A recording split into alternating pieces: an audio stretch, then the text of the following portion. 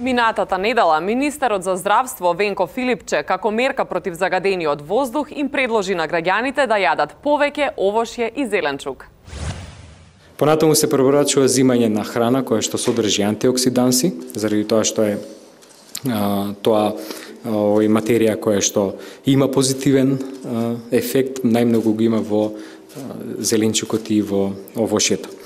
А по оваа инвентивна интервентна препорака, министерот Филипче со уште еден ексклузивен совет кој нема да го дознаете од ниедна наставничка од деветолетка. Позор, внимание! У продажбе се опасни банани од Србија кои може да се штетни за здравје граѓанима.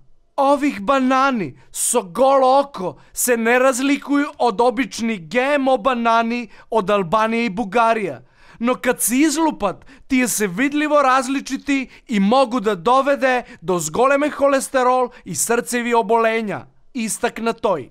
Филипче е дал информацију да ако граѓани се сретнат со вакви ГМО банани, најдобро е да их конзумирају со хладно пиво или ракија, но само у умерених дозама.